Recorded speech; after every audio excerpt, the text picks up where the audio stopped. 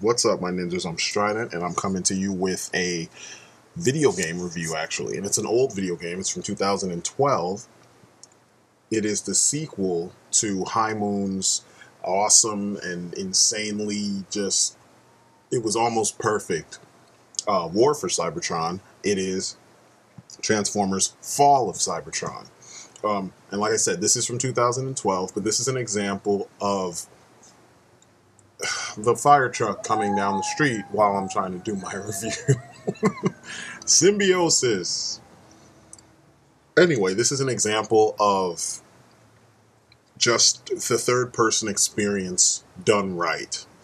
This is a game with many differences from the previous one, where in the previous one, you're kind of getting you're seeing what started the war. Well, I won't say exactly what started it, but you're seeing the beginnings of the war, the early portion of the war. So they've already been fighting for a while. It's a civil war on Cybertron, but you're seeing kind of like the early campaigns of the Autobots versus the Decepticons.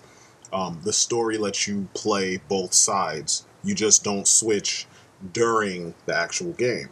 In this one, it's like, 2 or 3 chapters will be an Autobot, and then, 2 or 3 or 4 chapters will be a Decepticon, and vice versa. And you just switch in the middle of the same campaign, which is amazing. And normally I hate that. In the first one, you could choose your character, and you just play. And they'd give you a choice of like 3 or 4 characters that are involved in this particular part. And you just pick one, and that's who you play as for the entirety of the particular chapter or whatever. In this one, you're seeing the story unfold, and you just take the reins of whatever character is involved in this portion of the story.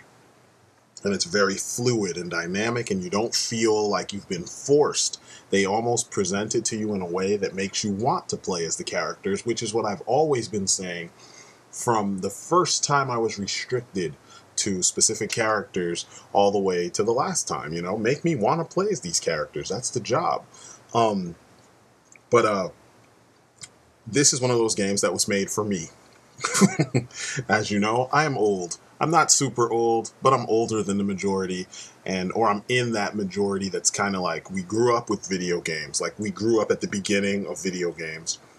We've seen them mature and turn into what they are today, and all the Call of Duties and the ridiculous rehashes of Mario Brothers and Zelda and just everything being rehashed over and fucking over. It just doesn't appeal to us the same way that it did the first couple times we played it, when it was a little bit lower tech, but it was high fun factor, So I find myself often not playing video games like I used to because I'm just bored, I'm not impressed, I'm not enjoying the experience. This game right here, not only does it create a super fun experience where you feel like you are an Autobot or a Decepticon and you're fighting this serious war, and you're seeing the scale of your planet in comparison to you, and the war itself, the scale of all these strikes, these surgical strikes, and you're just seeing how everything fits into the big picture. Not only do you do that and it's fun, but it also stands to show the naysayers who are all about the Bay formers. And I'm not trying to turn this into a debate about it, because there is no debate. The original, comic book continuity makes more sense than Michael Bay's, Richard Bay. That was an old TV show. It was a talk show, precursor to Jerry Springer. I'm showing my age, but look it up. You will not be sorry. But it shows how much that the comic book lore kicks the shit out of Michael Bay's 4 tries at getting this simple story right. You see all the depth, you see all the character. The real Optimus Prime, my Optimus Prime, his mouthpiece does not come down so you can see his alien robot lips. And you see that here with the design of Optimus Prime and many of the other guys. And not to say that nobody has lips, but Prime doesn't. That's like the flagship character, and they got him wrong. Megatron, my favorite Transformer. Megatron is not a wuss. He is not a little bitch that's going to sit there and be like, I wanted to be the leader, and cry while rosy big lips and nice legs talks down to him, and he doesn't just blast her right there. This Megatron is a boss. BAWSSS exclamation point. He is a boss. He goes through so much and comes back out as if nothing even happened to him. And trust me, things happen to him. The writing in this, I'm gonna go into it in compartments so that you guys can truly feel me. So the story it's actually kind of simple. I think the story is set a couple days before the launch of the Ark. The Autobots are trying their best to gather as much energon as possible to get things up and running so that they can get off the planet. What is with all the noises today? So they can get off the planet and escape Cybertron, which it's completely drained. And, they kind of see there's no purpose to fighting here because the Civil War, all these various battles all over Cybertron, has just drained the planet and destroyed so much of it that they're just like, we got to get out of here and find another planet that we can, that can sustain us because we have no more energy. We can't even fight the rest of this battle, So both sides are desperately fighting to, gain an advantage over the other. The Autobots are trying to leave, which is kind of it's almost like, how do I put this? If you know the story, the Autobots weren't soldiers to begin with. There are soldiers amongst the Autobots, people like Ironhide and Cup. They were soldiers, but not everybody was a soldier when the war started. So they're not as adept at this, warfare as the Decepticons are. The majority of them, they are fighters. They are, soldiers, killers, etc. They're people that are, hardened and they know what they're doing. So the Autobots are trying really hard, and they've fought extremely hard to, maintain their place in the war. Whereas the Decepticons, it's not as difficult for them. They kind of were built for this kind of stuff, and a lot of them are just getting their jollies off. And what I love about the way that the story plays out in the game is that these distinct personality traits of all these characters, they're here.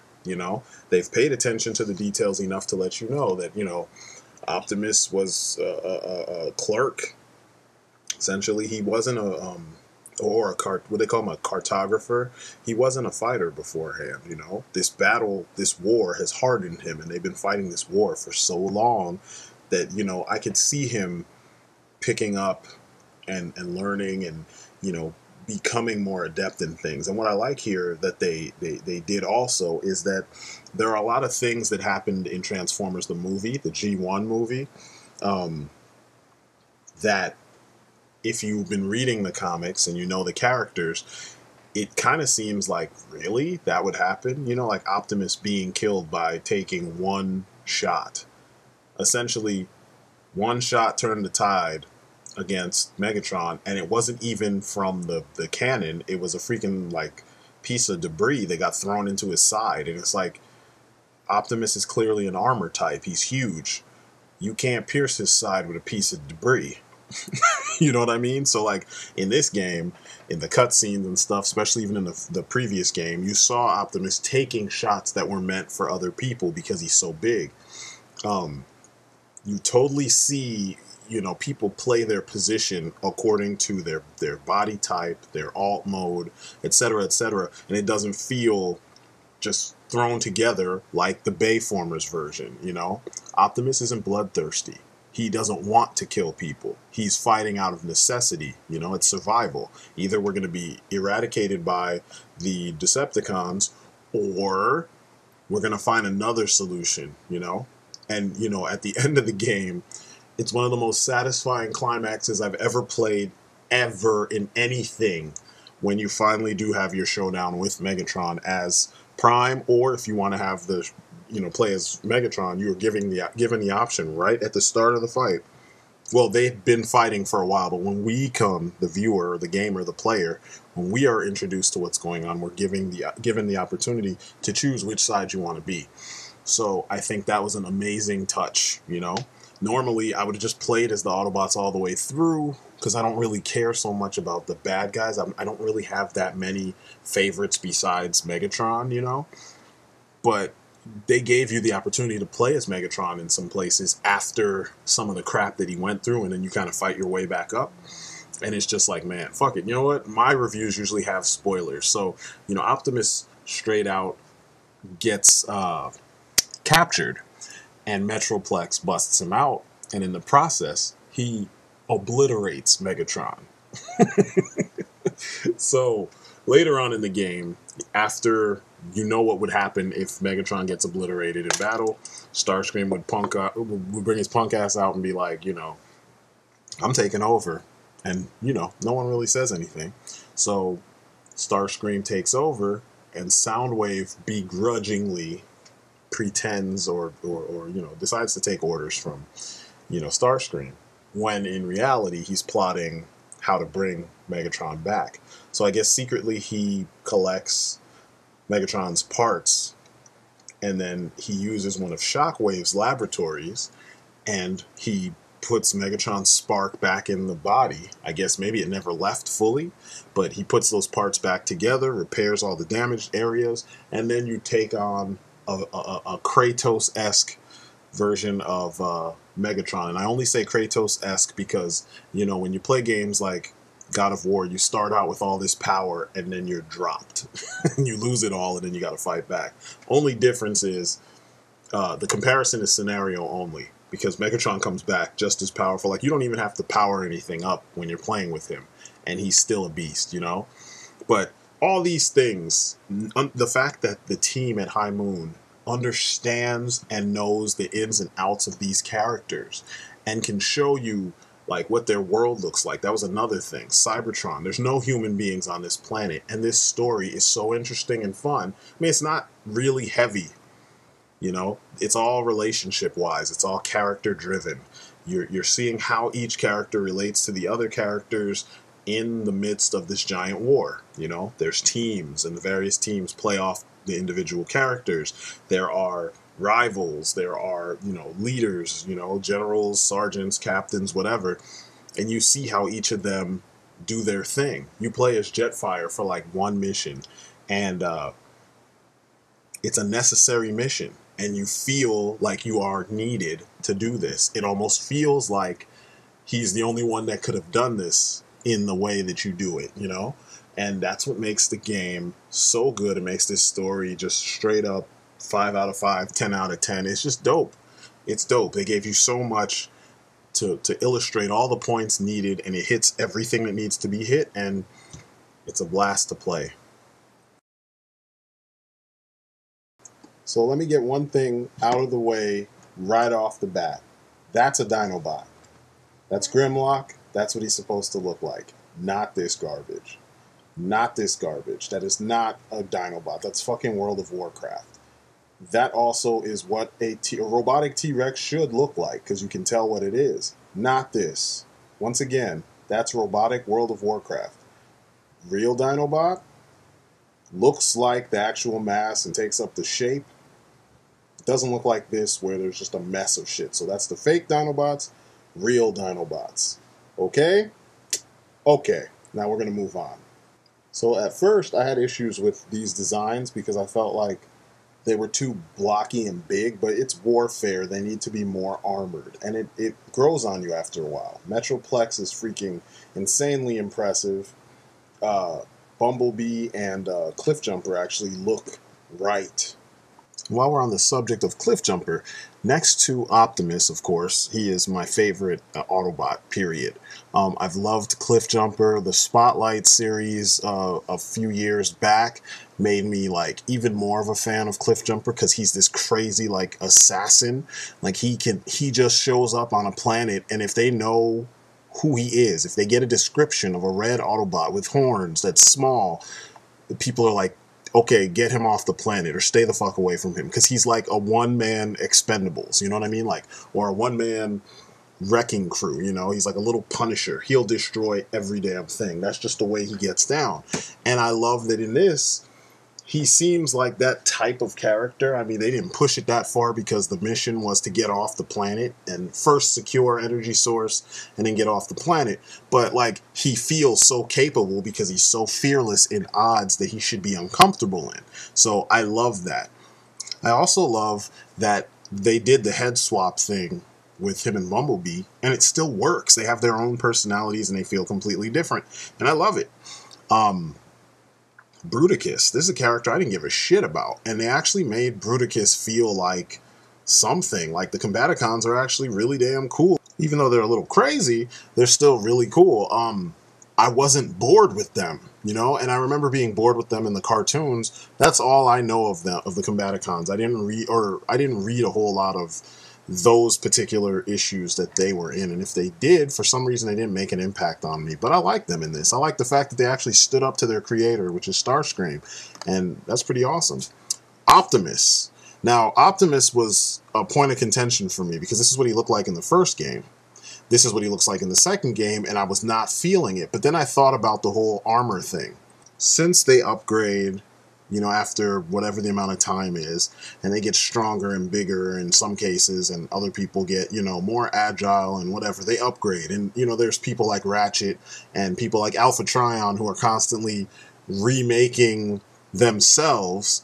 You know, Ratchet will be repairing people, so he'll upgrade folks if they need it, but Alpha Trion, he upgrades himself on a regular basis. It just seemed like it'd be logical that in the next situation, as the stakes get raised, Optimus would be more armored. I still wish, my heart of hearts, I still wish that Optimus looked like the War for Cybertron version, because that just is the epitome of what Optimus should look like. This one, even how he moves is kind of weird, but somehow it's still, like, after you play the game for a little while and you see him in motion and whatnot, it still feels like Optimus. I don't know. I mean, I guess because Peter Cullen's voicing him and you still see him doing heroic things and he's still taking point as the leader and everybody respects him. So I guess because they treat him as such, it feels right. You know what I mean? That's the only way I can describe it. And it's strange. I know it's a nitpick, but it's an honest opinion. This is what I feel when I look at this character. I mean, I do feel that they're really bulky, but I don't mind it as much after playing through the whole thing. This is his vehicle mode from the first game. That is sexy, right? That's a repaint by a fan, and I forgot who it was. This is the new version, and I'm like, eh. But, you know, in terms of what it actually does, you know, the functionality of it in the world that they've created, it's not so bad. I mean, I wish that they would have it towing something. That would have been dope. Like if you had, you know, a trailer that turned into weaponry or armor or something, just like the billions of third-party trailers that come with these, or that are made for Optimus Prime in action figure form, all except for the versions that I have.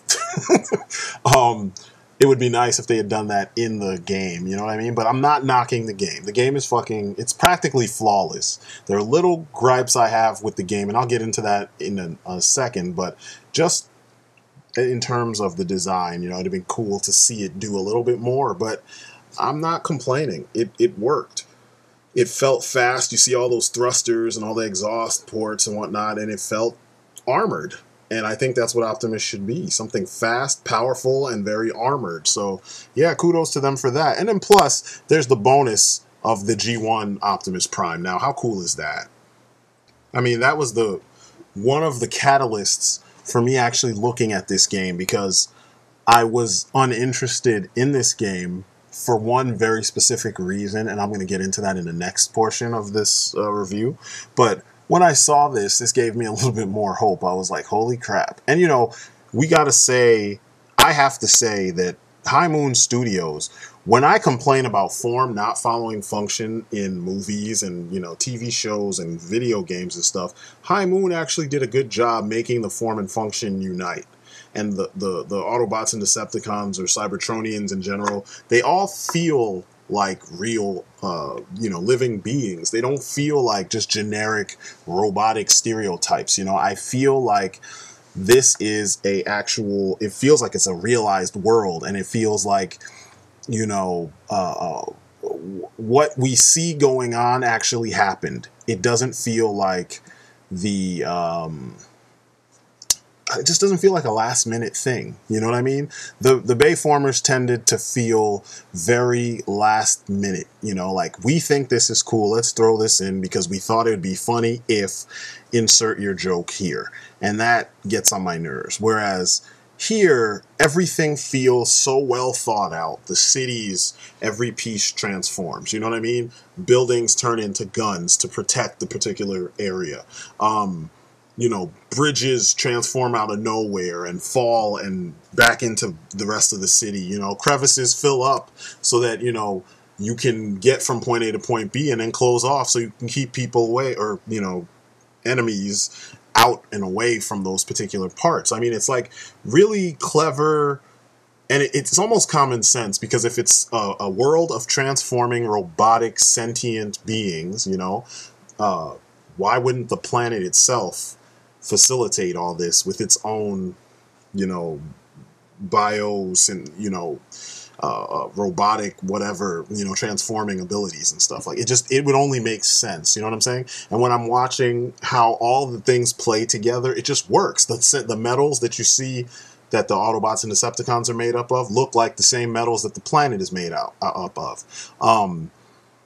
It's such a well done universe, and it pains me that, you know, they made this canon and then we're not getting any more games from them. Not from this universe, you know what I'm saying? And that sucks, because it's such a rich universe.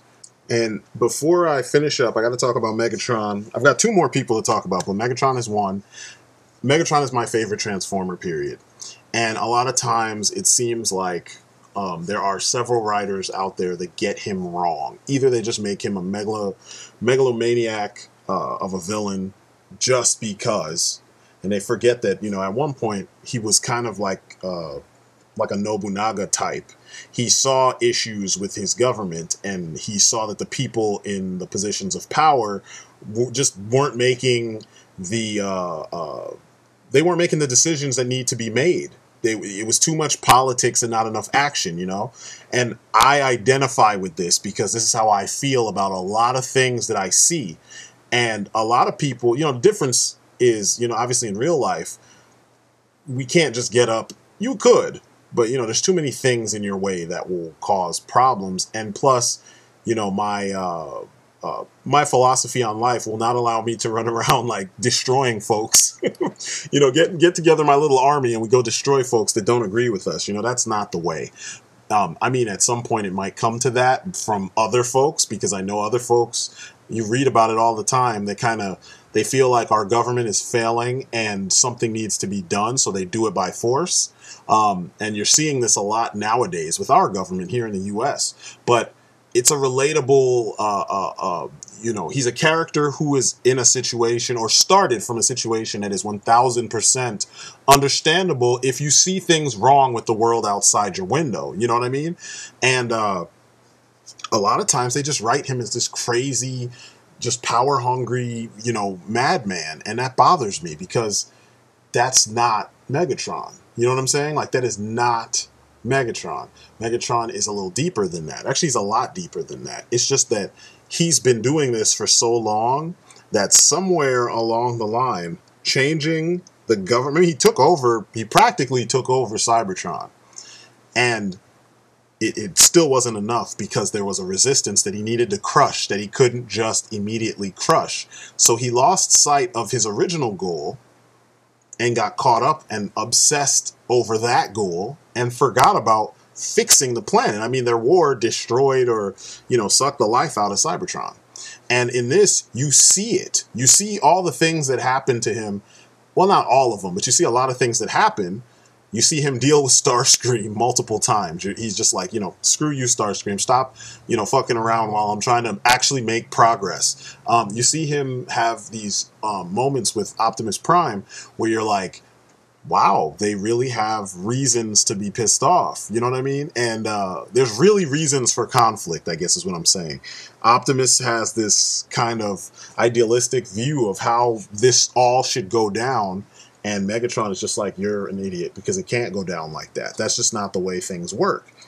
And up until the very end of the game, it's just like you're seeing these two ideals play out, and these two powerhouses go about their business, and at the same time, you're seeing how the fact that both are pushing, it's destroying everything in the process. If one would give, then you would have an actual set of leeway. I mean, granted, if someone was to give in that struggle, which, I mean, face it, no one would give in that. But if someone was to give in that struggle, the shit would have been done a long time ago, you know? And maybe the outcome might not have been as good or as bad as we think it would be, or as the other side might think it is. But anyway, they got Megatron perfect in this. I mean, when you see the things that the Autobots had to do, mainly Optimus, to deal with him, like when they freaking take him out by use of Metroplex, it's like, yeah, Megatron is that badass that you would need Metroplex to actually take him out of the game. And I was just like, I mean, I was laughing and yelling along with the characters in the game. I mean, man, talk about moments. You know what I'm saying? They got Megatron right. And I was extremely happy because, like I said, I'm a fan of Transformers.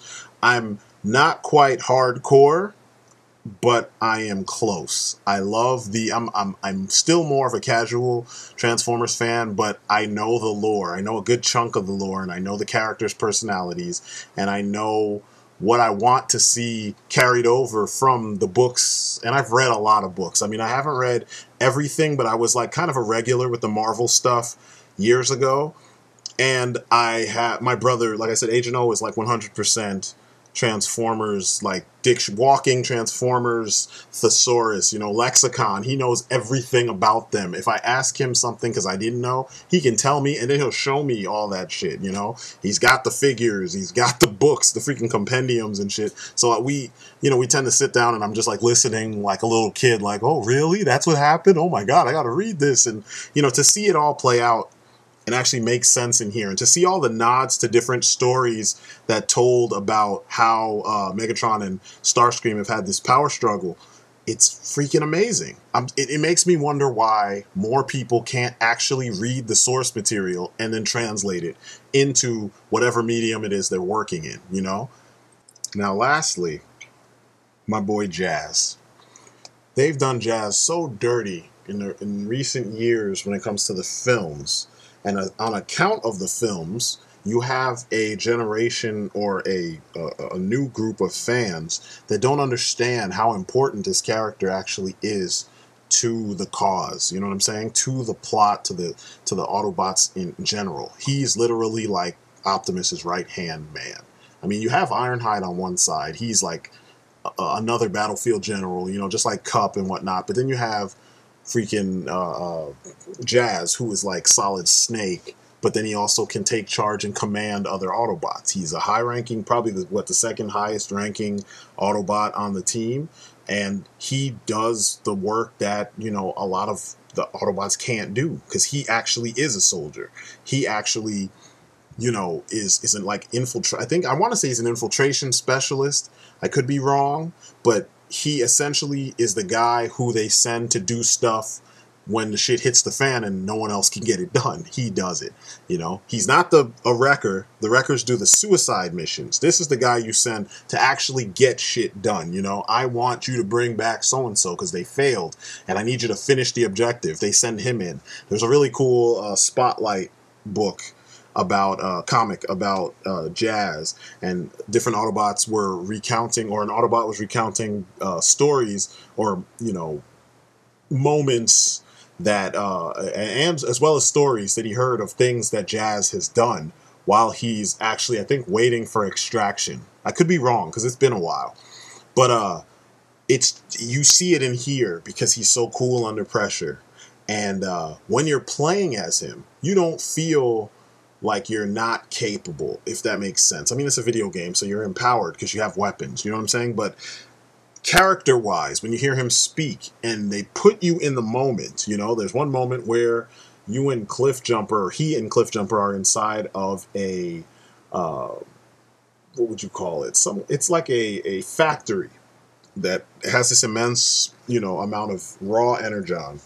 And Shockwave is in there, and they're paying attention to all the, you know, the crap, surveying the area, seeing what Shockwave is trying to do. They overhear a conversation. They learn Shockwave is about to do something with some machine. I'm trying not to give away everything for you guys. They attack. Cliffjumper's just like, I'm going to sneak up on him. He says he's getting his sneak on or his jump on or some shit like that. And they all start fighting. And then at the end of the fight, what's-his-name gets away and leaves the Insecticons. You beat up all the Insecticons, and then you're protecting Cliffjumper while he overloads the system so that he can destroy all of the Insecticons in the area, as well as whatever the machine is that what's-his-name is about to, you know, use. You have to transform and drive out as this thing is, you know, blowing up around you. And, like, the way that things unfold and the way that, you know, you're fighting, you're running, you're reloading, you're fighting some more, you're covering your homeboy, and then they're just like, we got to get out of here. And you see Cliffjumper zip past you, and then it just puts you right there, and it's like, you know what you need to do. Transform and drive the fuck out of there. You just feel like, as someone who likes Transformers, because if you're playing this, you'd better be someone who likes Transformers. And if you're not beforehand, I think you will be by the end of it. You just know this is a moment where he would transform into his nice, you know, what is he, a Porsche? His nice Porsche-looking, you know, frame, or he was a Porsche until Michael Bay and them fucked that up. And you want to freaking peel out of there. And it looks good. You know, you feel like you know where you're going and everything. And, you know, the first time I screwed up because I didn't see the turn and I just drove off the edge of one of the things. But right after that, it was like, man, I know these turns, even though I didn't know the turns. I know what he's capable of because, you know, they're Cybertronian vehicles, so they can kind of hover in any direction and somewhat, you know, like it's just jazz, man. And then the other thing was his speech. I need to look up who the actor was, but they got an actor who imitated. He did like an amazing job imitating what Jazz sounded like in the G1 cartoon, but modernized. So his speech patterns were similar, but he wasn't saying the same corny 1980s dialogue. And I was like, you know, wow, this actually works. Why didn't the guys in this multi-billion-dollar production, or billion-dollar production of the 4 Transformers films, the one that Jazz showed up in, how come they couldn't get that shit right? It's because they never read the material. They didn't even watch the show. They just made up their own version. And this is what I talk about when I say artist ego. Sometimes, a lot of times, especially in Hollywood these days, when it comes to these properties, it kills some of what would make these things unique and awesome. Because there's no uniqueness in those movies. It's not unique. It's stereotypical. Whereas this character, he loves Earth culture. He loves humans. He's not going to walk up to you and be like, what up, bitch? He knows that shit would be derogatory because he understands and he identifies with our Earth culture and all aspects of Earth culture. Not just American culture. It's Earth culture. So he would be the guy who would know when they go to Japan, this is the way that you salute people. You know, you don't walk up to them and say, what up, bitch? Number one, most of the people may not necessarily understand what you're saying. Number two, if they do understand, he knows that it's a derogatory term, even though some people use it as a term of endearment. And this is like the lack of intelligence that was shown in that film that somehow is in this old cartoon and in the comics, and it also shows up in the game. A lot of the missions that they give Jazz takes on Bruticus almost by himself. And it's not just Bruticus, it's Bruticus and the, what do they call them? The Leapers. So you have your work cut out for you. And this is on the Ark as the Ark is getting ready to take off and you're being attacked by the Decepticons and it's just all out insanity and he's holding his own. And his design. So the toy looked kind of like this, but skinny because there were so many holes and pieces missing. Whereas this looks like Jazz. This looks like an, what's the word I want to use? It's got the essence of Jazz, and it feels good looking at this. When you see him in his vehicle mode, which I have a picture somewhere, but I want to talk about Jazz. I don't feel like I'm being lazy right here, but you'll see it when you play the game. The vehicle mode looks very, you know, similar to what he will transform into once he comes to Earth, which is amazing because it's showing you that the team working on this understands that they have to connect certain dots so that players and viewers and just whoever would be like, oh, that's so-and-so. So if you did see the movie, this head design, it's very similar to the head design he had in the movie, the live action movie. You know, even though I hate that they had to tie it together, they still did things that would tie it together visually. But then everything else on him looks like parts from the actual G1 version, kind of streamlined and kind of Gundammed up, you know, to make them look bulky and more armored because they're on Cybertron, not on Earth. And it works. You guys saw my review of the Transformers United / Generations / whatever they call them in, you know, line. What is it? United, Generations, Classics, but anyway, you saw that review and you saw what he looked like there. You immediately can tell this is the same guy. It's not a lot that you need to, you know, it's not a lot missing that would send you in another direction when it comes to being able to identify, is this Jazz? You know it when you see him. So when I say I was thoroughly satisfied with the parts where I got to play as Jazz, I mean it. I was thoroughly satisfied with this rendition of Jazz. It's by far the best we've seen of the character in any media so far, next to maybe the comics. It just felt right, you know. Overall, you know, I know this is the character section, but overall, when it comes to the visual direction of this franchise, these guys at High Moon, they did a godly job. Godly, because there's so much material to cover. There's so much that you have to get right, and they got it all right. There's not one character that I have an issue with how they looked or even how they spoke. Everybody all across the board felt like themselves. Even though a lot of characters had new voice actors because the old ones are either not doing those roles anymore or they've passed, because some of these guys like Scatman Crothers, he's been gone. So there's no way he could have been Jazz. But all the little details, I mean, the attention to detail was there. I mean, that's the best way I can put it. You know, I keep on throwing in the word detail. But, you know, they're transforming robots. There's a lot of details that go into this. Their transformations even look accurate. No two characters, unless they're head swaps, and even still, most of the head swapped characters do not transform exactly the same way. And if they did, I missed that part, you know. But most people, you know, they flip in a different direction, they curl up in a different way, they turn their bodies a certain way first before the transformation takes place, and you see more parts shift first before the magic conversion to car. Even the sounds of their transformations are a little different from each, you know, character to character. So, yeah, man, this fucking art direction was amazing. Like, out of this world, on another level. Other game developers need to fucking take note, because this here could be a class on how you do things right. So, the gameplay. The gameplay is the perfect mix of run and gun, you know, shooting, run and gun, you know, action on foot sections. And I shouldn't even say on sections, because for the most part you can transform almost anywhere, but there are parts where they will not let you transform because it wouldn't work given the situation, you know. But those parts are really few and far in between. And sometimes when you're too close to something, you can't transform. But overall, it's a mixture of run and gun, you know, action, you know, with arcade style driving, and your vehicle has multi-directional movement capabilities, your vehicle mode. So like if you are like using your turbo or your boost, as they call it in the game, you can only turn on like this kind of wide arc. But if you're not and you're just cruising, you can kind of turn in 360 degrees, and you'll see thrusters kind of shooting more power out from, you know, the opposite direction to help you turn.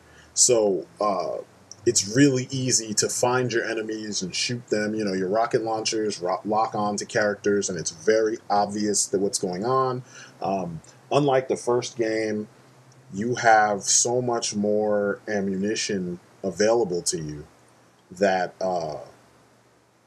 you don't always run out of ammunition, but I still feel like some of the like unlike games like Mercs or Call of Duty or even Uncharted, they all those games have the idea of you hitting people with headshots, and when you hit someone with a headshot, that's it, you're done, the person's dead.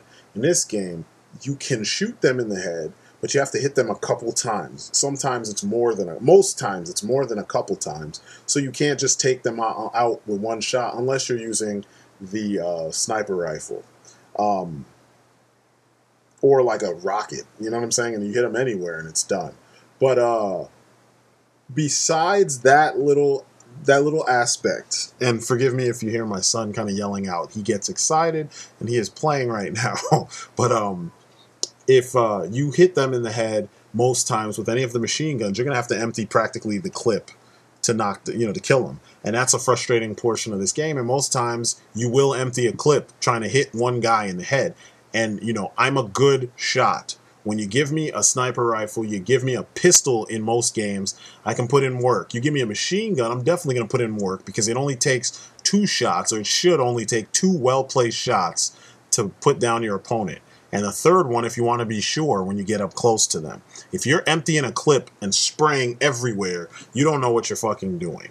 You don't need to empty 50 shots, 60 shots, 15, 30 shots into one body, unless it's a boss, to knock it down.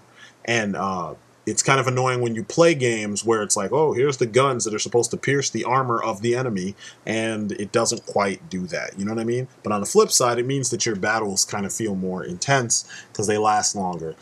And just mobility is not an issue. You are extremely mobile. Even as big and clunky as some of the designs look, you are extremely mobile. And it's awesome. It's quick and it's easy to pick up. They added, and I think this wasn't in the first one, but if it was, you did it differently. I think the circle button is how you switch which side you want to use your gun, you want to aim with. So if you're, against a wall and your right side is out, you can switch the gun to your right hand so you can shoot outside that area. I still don't understand why hugging the wall is a mechanic that only a select few games have, embraced. It's one of those things that if you're using a weapon, like a gun or a bow or something like that, you should be hugging the wall to give yourself the most prime placement to shoot back at the enemy, and then giving yourself enough ability to avoid, being shot at. But, that's just me. But there's nothing wrong with the gameplay. I didn't get stuck in walls. I didn't, fall through the floor. I didn't have those moments that you had in Uncharted where the enemy has a sniper rifle and their sight, the laser sight, is going through the floor and they can see me through a giant structure. Like, none of that shit happened in this game. It was really easy to pick up and figure out what did what and what kind of enemy was going to do what kind of thing to you if you, screwed up. You can kind of tell when you look at the enemy types. There are several enemy types in the game. It's not just these faceless Viacons that you fight when you play as either an Autobot or a Decepticon.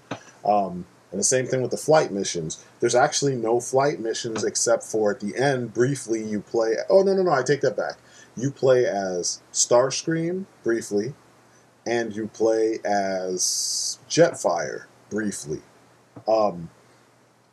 Strangely enough, the version of Jetfire in this game is a lot like, he feels more like what the Decepticon Seekers turn into than what we know Jetfire to be.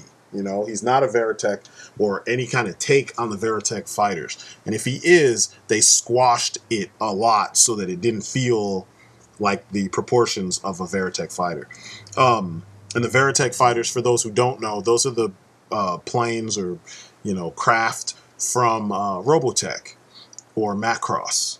And you know, he was kind of the gateway between those two franchises, because he was a robot, obviously, that turned into a plane that was modeled after the fighters in Robotech / Macross. Anyway, though, overall, everything is really simple. The controls are pretty much, you know, the same. You strafe a lot of times in vehicle mode by hitting the your bumpers. I played it on the PS3, so I was playing with the L2 and R2 for the, you know, sideways strafe, or the barrel roll, if you will. Your you know, you lock on or zoom in with your left trigger. You shoot with your right trigger, or L1 or R1. I'm sorry.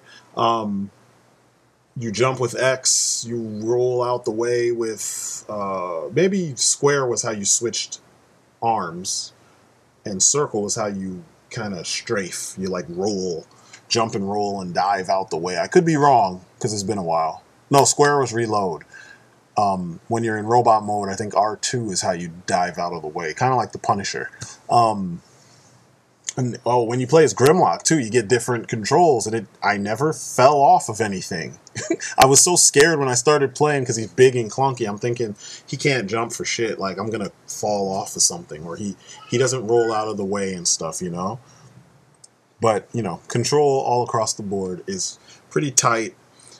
Your characters don't move in a clunky fashion like they look like in some cases they would move, and it's just fast and frenetic. I did not play online yet. I'm waiting for my homeboys to pick this game up too. I think they all finally got it, so we'll probably be playing online sometime soon, and probably an escalation.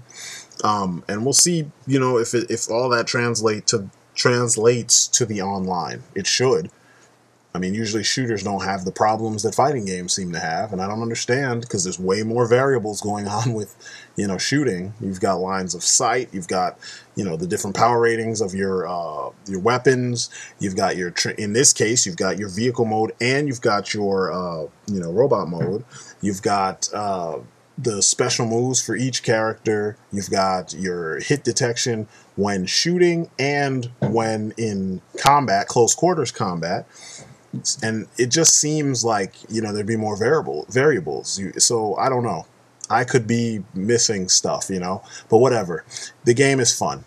It's just plain and simple. It's easy to pick up, easy to play. It's easy to master at least one or two of the several weapon types. I purposefully did not give away all the different weapon types, because if you've played the first one, then you know what most of these weapons are, and it did surprise you with a couple others. But overall, the game's a blast. I mean, there's several power-ups. You can go into Teletran 1. He shows up kind of like a like your store, and then you can power up your weapons. You can buy consumables, which are these extra power-ups that help, you know, boost your health, you know, give you a lot bigger health bar. They actually can boost your armor, you know, your shields, and, you know, your foot speed, all kinds of things. So, you know, it's a nice mix of things that you've seen in other games, and things that, you know, most third-person action games already have had and should always have, you know. So yeah, I didn't have any problems there. The one problem I did have is it crashed on me a handful of times, and that frustrated me. I couldn't believe that, like, towards the end of the game, I couldn't just continue. I had to go back to the, you know, select your, what do they say, replay your stage, and I had to play my previous checkpoint and then continue through the story that way. So hopefully a lot of people didn't have that issue. If they did, it will make me feel better, but, you know, if you don't, that'll make me feel even better, because then you didn't have to deal with anything to keep you away from the experience. But like I said, I'd give the gameplay shit at least like a 8 or 9 out of 10, because I didn't really have any issues with anything, you know. Everything worked well, you know. There's this one, before I finish the gameplay section, there's this one element that, you know, I kind of, at first I was apprehensive about, and I mentioned this in the previous portion of the review. I want to, in the previous games, they gave you the option to select your character. And they say, you know, in that game, usually there'll be like 3 or 4 characters, and you select from one of those 3 or 4 characters, and then you play out that portion of the campaign with that character. And then each chapter has different characters, and sometimes the same characters, you know, carry on to the next chapter. In this, They just tell the story, and the player takes on the character from either side, which is freaking awesome because of how it was presented. They didn't force you and make you feel like, fuck, I don't like this character. They present every single character like they should be somebody's favorite, and they give them all cool moments, they give them all cool things to do, or they put them in the middle of a situation and just is cool. So you don't even think about the morality of the situation. You don't even think about, like, if you've always been pro Autobot and, anti-Decepticon, obviously, you don't really think about that while you're playing as a Decepticon. They do a good job of spreading out your encounters with face characters. When you fight as a Decepticon, you fight mostly the drones, and the drones are a lot of these like multicolored. They're vehicular, they're Autobots, so they just turn into a random kind of generic space car or space plane or crab or whatever for like the snipers. Whatever the enemy types are. All across the board on both sides, you have the Autobot version and you have the Decepticon version. And yes, there are differences visually, but they play the same position. And I think that's awesome. As well as when you're in the situation dealing with them, you don't feel like it's frustrating to play as Swindle if you like jazz. You know what I mean? There's elements of playing as Swindle that just feel like you were playing as any of the Autobots. You know what I'm saying? And this goes for everybody, even Megatron, and I love that. The thing I didn't like, and it's my one gripe, which will lead me into the next point of the review. Okay, so I've showered this thing with praise for almost an hour, and I have one gripe with it. And the one ginormous gripe, is there is no co-op campaign mode like you had in the previous game. Why they got rid of this is beyond me. As you play through the game, you're always seeing these either 3-man squads or sometimes fire teams. In the case of the Combaticons, I mean, it's like 5 or 6 bots altogether. Wait, 5 bots altogether. And you're wondering, like, why can't I play as all of them? Like, why can't I have my friends play with me so we all could play together and have the joy of combining, and then have, one guy control the core robot and then have the others control the weapons, and you all have to work together to make sure things work, happen the right way. Or when you all combine, the person with the highest score is the leader of the team or something. I thought they would come up with some mechanic for combiners so that the team, you feel that extra bit of power when you play as, the team. But somehow they didn't. It's like they just completely, pussied out, and they gave us a generic horde mode, and they gave us your typical multiplayer with your, generic deathmatch and capture the flag and, the usual shit you get in a first-person shooter, except they put in a third-person shooter. I'm not so big on that. This is a war. None of the Transformers are winning this war by themselves. Why can't I just play with a gang of my friends, Up the ante. Instead of 3-player co-op like you had, which was odd, make it like up to 6 people at a time, on either side. Make it, 6-player co-op. I mean, I guess the game itself wasn't created with that in mind, but it would have been nice if it was, because like I said, there are many times, and these screenshots are from the first game, where you see 3 people on screen at once, and those are not, none of those are NPCs except for the Brute. You're actually playing, or Titan, I'm sorry, you're actually playing as those 3 characters, Sideswipe, Bumblebee, and Optimus Prime. I wish that they let you do that in this game. I mean, it fits perfectly, and they didn't let you do it. I'm like, what kind of that's such a missed opportunity for me, because I know a lot of people are like, I've never played the campaign of this game, I just play the online, because you have no imagination, and you completely play the game for the same, you play all games that you play for the same reasons, and it cheapens the experience for those of us who don't play games for those reasons. Sometimes you want to see what the studio spent all that time doing. Multiplayer's simple. The arena's already there. The assets for the characters are already there. All that's left is for you to get your jollies off killing your friends or getting killed by your friends. Whatever works for you, And to me, that's just not That's not my cup of tea. I like the team thing. The team. I grew up when we go to the arcade and you'd play a beat 'em up with 6 of your friends or 6 other people. That by the time you're done, you guys are friends because you enjoyed the experience of working together, or at least one of you are friends with the others. You know what I'm saying? Like, I like the communal aspect of this stuff. I do not like the separation where it's like I have to be the one-man army, I have to be the greatest ever all the time, and I have to kill all my friends. Like, no, we used to play together. That's how we grew up. So we want to play as a team. We don't want to do this shit where it's just like Call of Duty, it's just like Ghost Recon, it's just like, you know, anything else with guns in it. That's just stupid. So huge missed opportunity with the lack of co-op in the campaign mode. Overall, what you get is an extremely well done Transformers piece of Transformers history, I guess.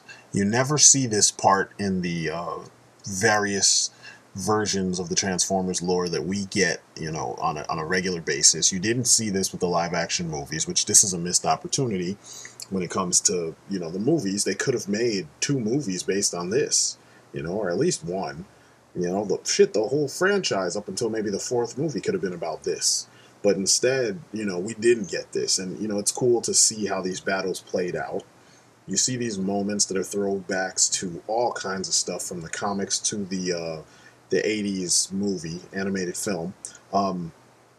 The gameplay is fun and fast and, you know, just freaking visceral. You know, when you're bashing, I mean, and you bash, even with a sword, you bash things.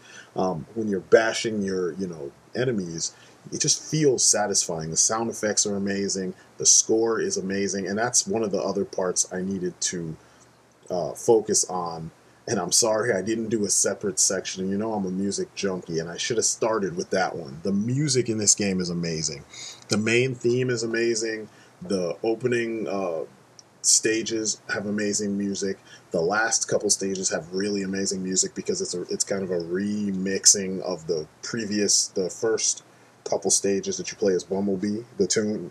The pacing of the game is amazing too because you forget that, you know, it's a game and you're more like, oh, this is a movie. Even the segments where you're platforming and shit, you know, which is not that much, you still feel like, you know, this is a really awesome movie about the Transformers done in a style comparable to the comics and the, you know, the G1, but on steroids, because these designs don't look 100% like what we saw in the old comics and cartoons. They've kind of beefed up things, you know.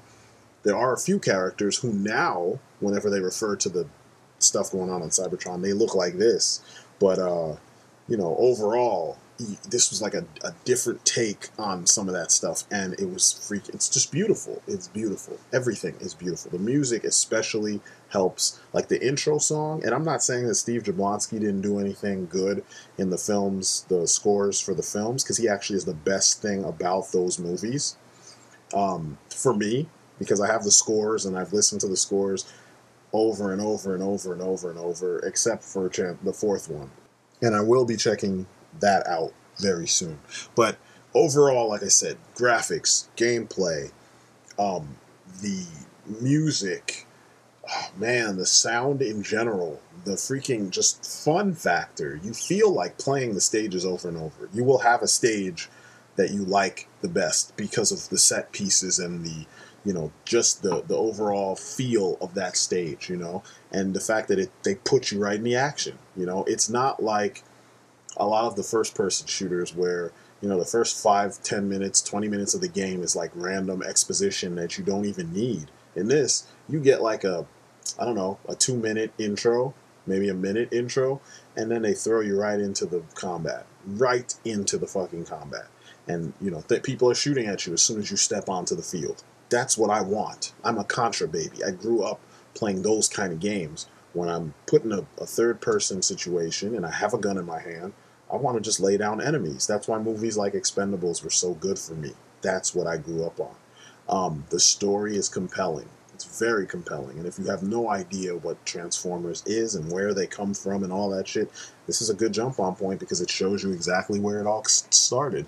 The only thing you'll have to do is read some of the comics for the politics and to understand where it all like the very, very beginning, where it started from. But besides that, what you have is a beautiful, you know, throwback or love letter to Transformers. I mean, you can feel the love for the franchise as you play through all the levels and look at the characters and everything. You even get a remix of The Touch by Stan Bush at the very end during the credits. I mean, what more? What more do you need? And there's tons of Easter eggs as well. So anyway, if you haven't seen this and you haven't played it yet, you need to. It's totally worth your time and you will not be sorry. That is my story and I'm sticking to it. I'm STRYDENT and peace outside.